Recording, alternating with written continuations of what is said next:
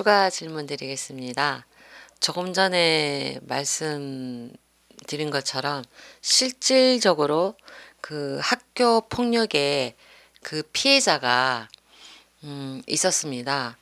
그 피해자가 그 고통 속에서 성인이 돼서 살아가는데 그 주변에 지인인지 아니면 누구인지는 모르나 그 고통 속을 어떻게 알고 그 학교 시절에 그 개인 신상이 지금 다 올라온 것 같습니다.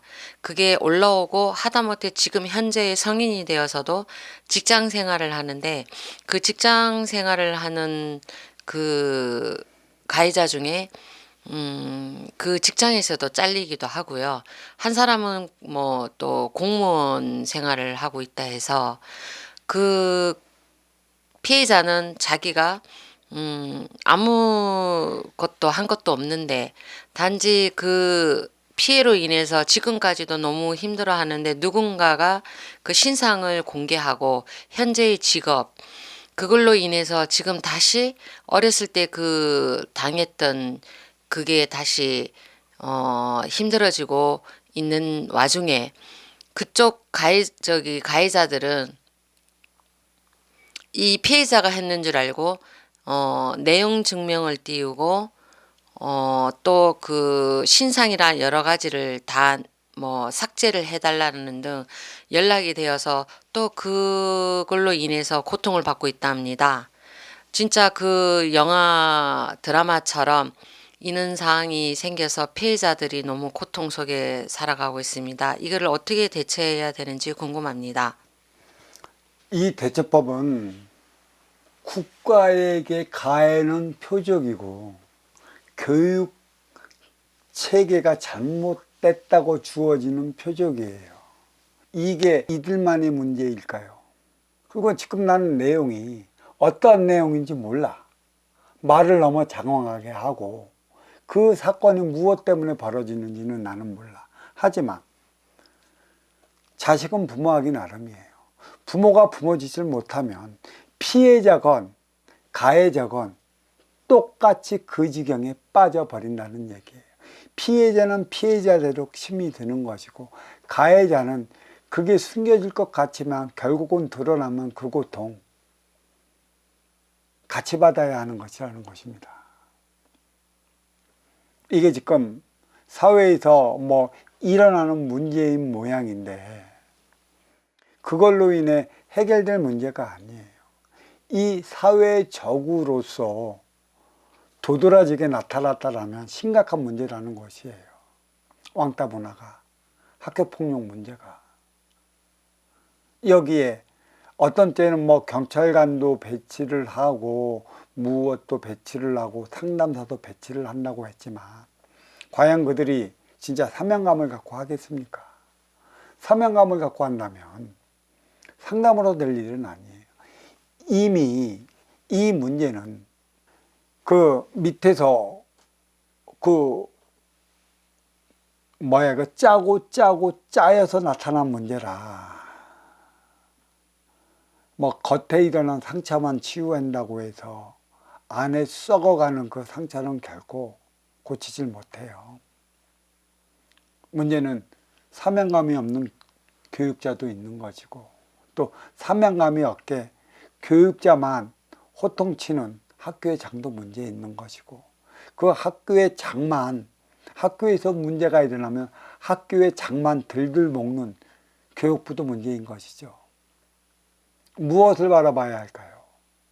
이러한 문제가 기껏해야 학교 졸업하면 너는 우리 학교는 서울에 있는 대학교에 몇 명, 또 경기도에 있는 그 대학교에 몇 명, 지방의 어떤 유능한 대학에 몇 명, 그거의 성과만 올리기 위해 혈안이 됐지.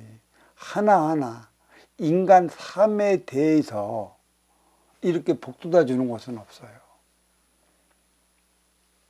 진정으로 이 나라를 유모양요 꼴로 만들어 놓은 것은 누구인 줄 아십니까? 공부 잘하는 이들, IQ 좋은 이들, 지식적으로 인해 판사, 검사, 변호사, 재판관들 그들이 정치를 한다 뭐를 한다 나서면서 지금 이 모양 요 꼴로 만들어 놨어요. 그게 시민 논리라는 것이죠. 가진 자 있는 자 누리는 자 과연 어떻게 해야 할까.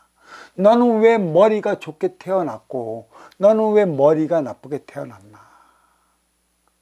너는 왜 공부를 잘해야 되는 것이고 너는 왜 공부를 못해야 하는 것인가.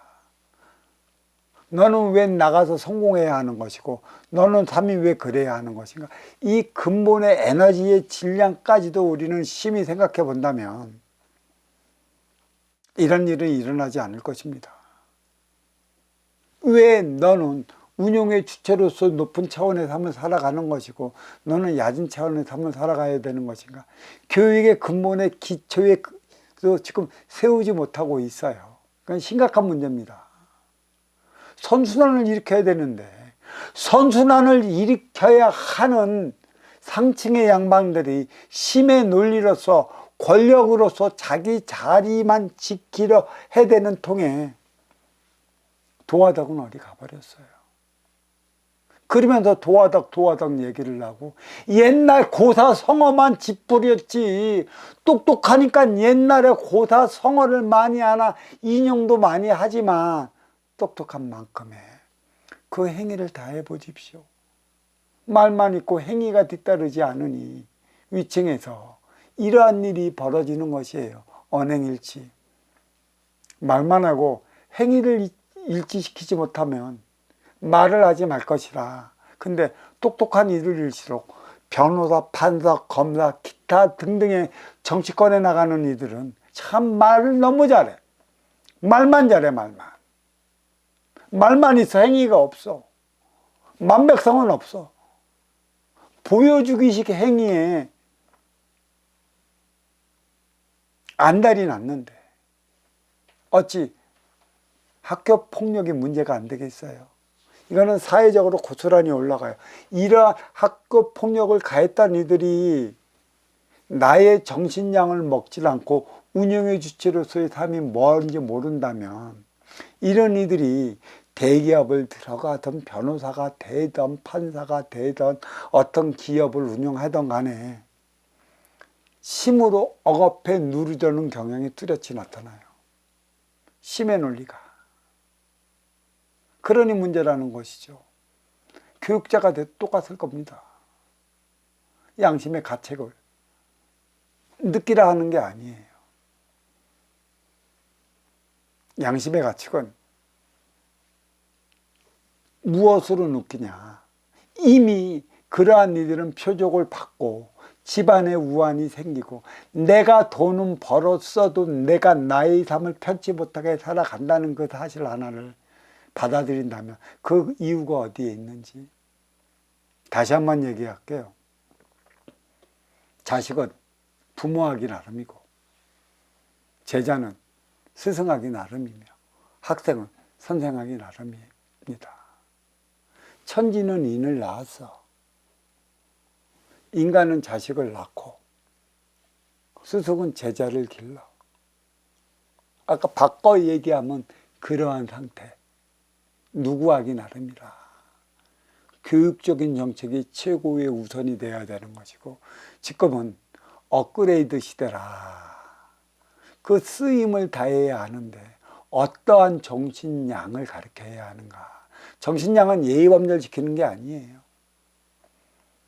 예의범절 안 지키면 욕먹는 것이죠.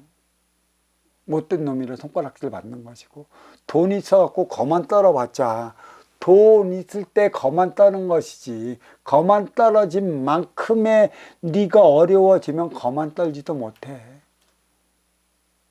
말 그대로 낯짝 들고 사회로 못 나오니까. 나기 나름이라는 것이에요. 어떻게 교육제도를 바꿔나가야 할까? 육생의 지식의 교육을 지속해 나가야 할까? 인생의 지혜의 교육을 펼쳐나가야 할까?